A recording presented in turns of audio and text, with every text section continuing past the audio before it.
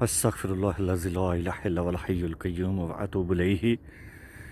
ایک بارشیں ہوئیں، پانی کہاں تک آ گیا۔ یہ حفظ کی ماری دنیا، دولت کے لالچ کی ماری دنیا، کہاں تک اس کچرے کو، اس ٹوٹ پھوٹ کو لا کر دریائے راوی کو ایک نالے کی شکل دے رہی ہے۔ میری احکام بالا سے درخواست ہے کہ بھی یہاں پر کھڑے ہو کر قصور پورے گرلز کالج نظر آتا تھا، فصلیں لہلہاتی تھی، اور آج یہ جو دریا کا کنارہ ہے، اس دریا کے کنارے کے اندر تک یہ حفظ کے مارے لوگوں نے ایسے کچرے، ایسے سلسلے پھینک کر اس دریائے راوی کو ایک ندی نالہ کی شکل دے رہے ہیں۔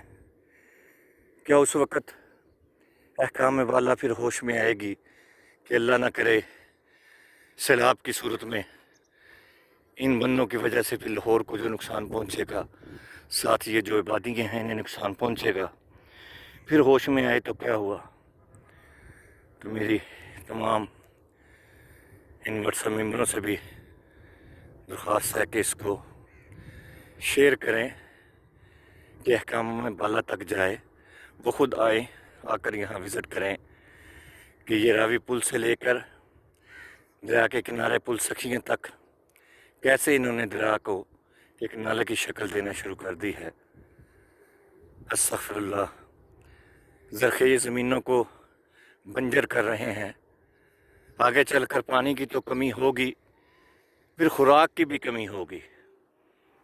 جب ہر جگہ پر گلے گلزار آباد زمینوں کو بنجر کر دیا جائے گا، پلاٹ اور مکانات بنا دیے جائیں گے، تو پھر کہاں سے فصلیں لیں گے؟ اپنی بربادی کا، تباہی کا سامان خود کر رہے ہیں۔ تو احکام بالا اس طرف توجہ دے، یہ دریائے راوی کے ساتھ ساتھ پل سکھیوں تک آ کر وزٹ کریں تو نظر آ جائے گا۔ جزاکم اللہ خیر۔ السلام علیکم ورحمۃ اللہ وبرکاتہ۔